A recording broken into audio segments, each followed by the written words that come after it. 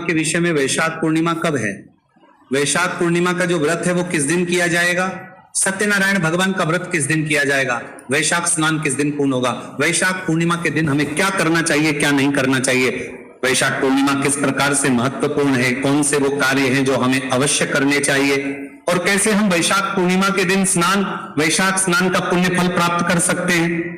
वैशाख पूर्णिमा पर भद्रा की बात कही जा रही है तो उसकी क्या सच्चाई है, क्या शुभ समय रहेगा स्नान के लिए, क्या शुभ समय रहेगा, इस प्रकार से संपूर्ण जानकारी वैशाख पूर्णिमा के विषय में इस वीडियो के माध्यम से आपको प्रदान की जाएगी। प्रिय दर्शकों, वैशाख मास जिसे माधव मास भी कहा जाता है अब अपने समापन की ओर है और इस मास की सबसे बड़ी और फलदायी तिथि आ रही है वैशाख पूर्णिमा। इसे बुद्ध पूर्णिमा के नाम से भी जाना जाता है। शास्त्रों में वैशाख पूर्णिमा का महत्व कार्तिक और माघ पूर्णिमा से भी अधिक बताते हैं। कार्तिक पूर्णिमा की बड़ी महिमा कही जाती है, वैसे ही वैशाख पूर्णिमा की महिमा बड़ी है।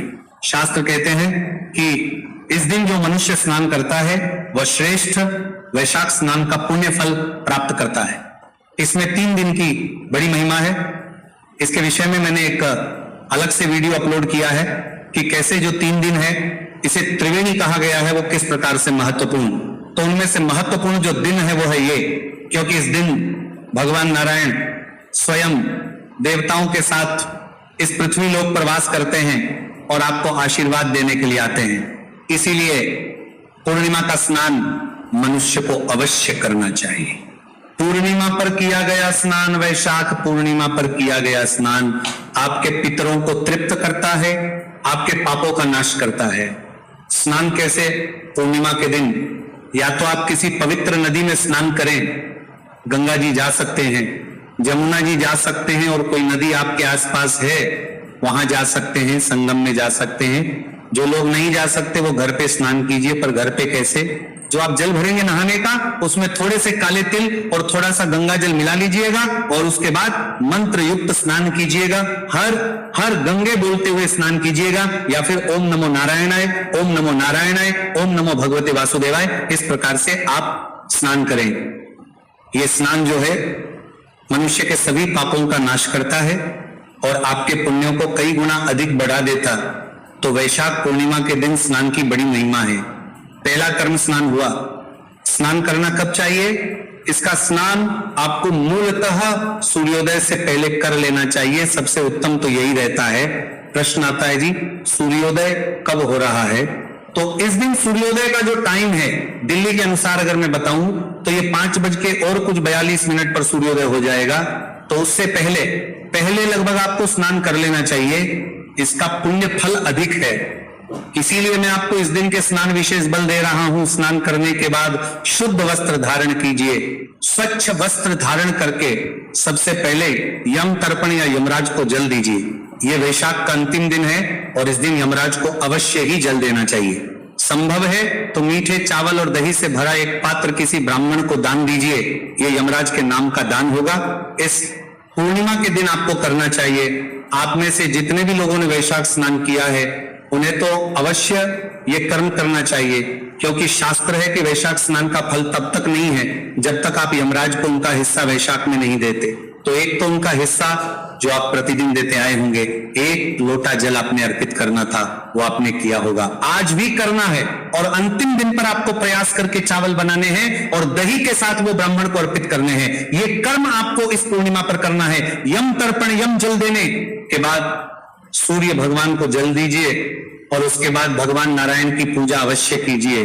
भगवान नारायण कीजिए, भगवान को स्नान कराइए, स्नान करा के वस्त्र अर्पित कीजिए, तिलक लगाइए, पुष्प अर्पित कीजिए, धूप दिखाइए, दीप दिखाइए और अर्पित कीजिए, आरती कीजिए।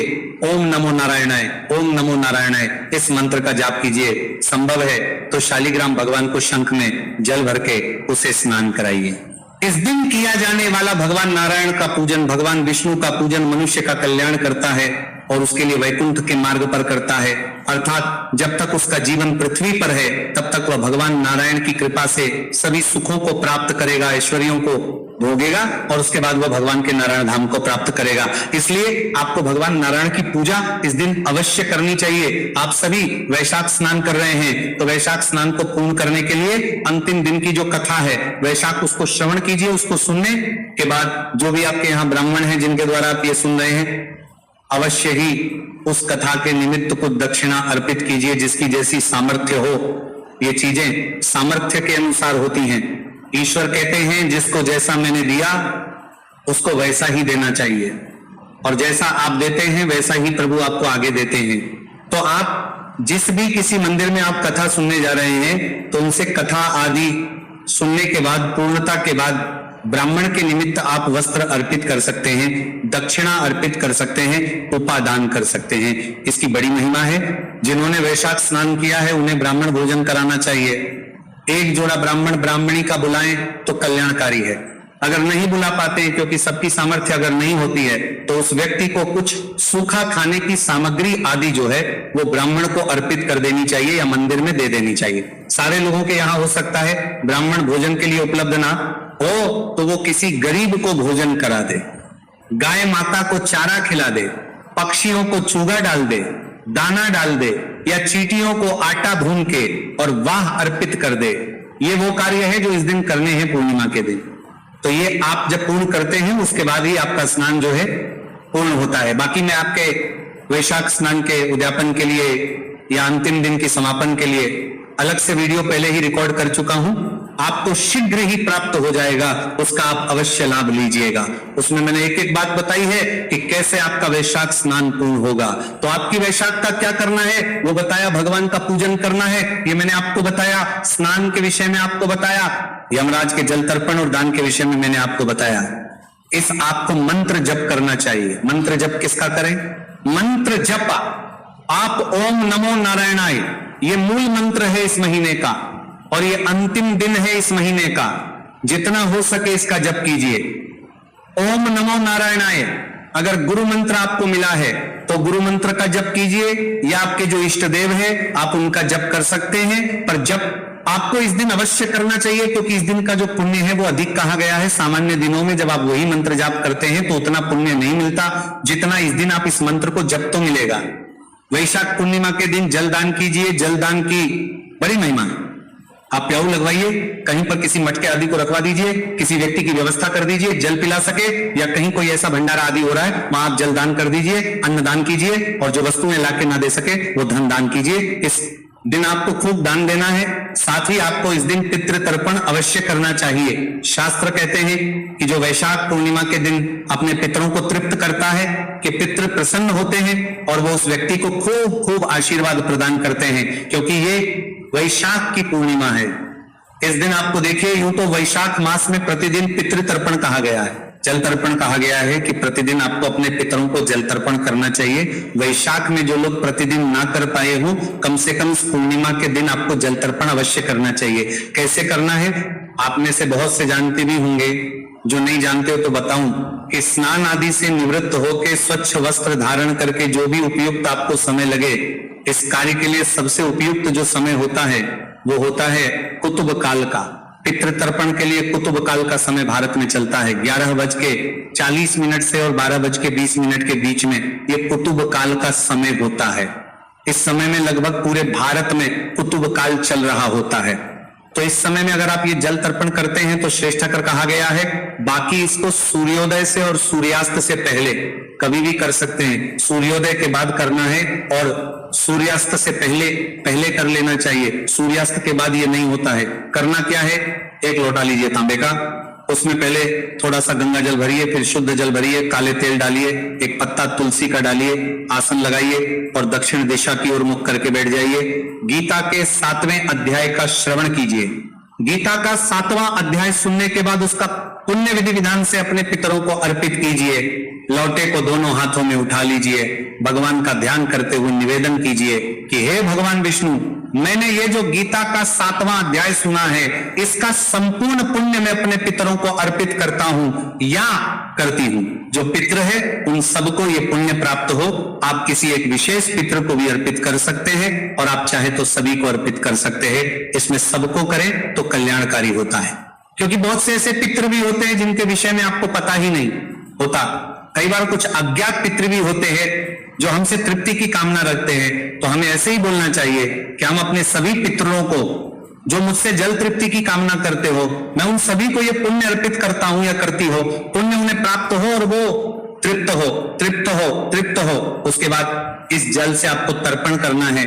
सीधे हाथ में अंगूठा उंगली होती है, उसके बीच का जो क्षेत्र है उसे पितृ तीर्थ कहते हैं। तो उल्टे हाथ में जो है लोटा पकड़िए और एक बड़ा बर्तन लीजिए, उसमें जो सीधा हाथ है अंगूठे और उंगली के बीच का जो पितृ तीर्थ कहा गया है वहां से इस जल को अर्पित कीजिए।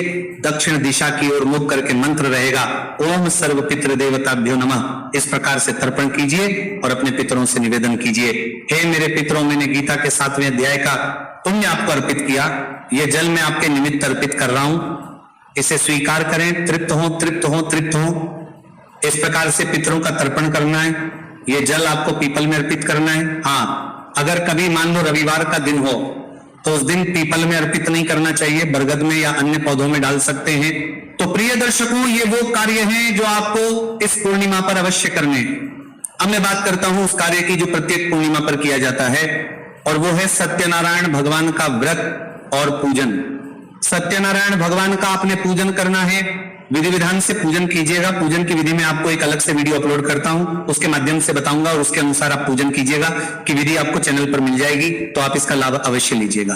तो हम बात कर रहे थे कि पूजन कीजिएगा। पूजन करने के बाद सत्यनारायण भगवान की पंचाई कथा है वो अपलोड करेंगे आपके लिए, वहां श्रवण कीजिए, विष्णु शास्त्र नाम सुन सकते हैं, आरती कीजिएगा और फिर भगवान का पंजीरी से भोग लगाइए। भोग प्रसाद का मंत्र त्वदीयम वस्तु गोविंद तुभ्यमेव समर्पये गृहाण सम्मुखो भूत्वा प्रसीद परमेश्वर भोग लगाइए और फिर नियम अनुसार दिन को व्यतीत कीजिए। चंद्रमा का व्रत करते हैं तो सायंकाल को जब चंद्रमा उदित हो तो चंद्रमा का पूजन करेंगे।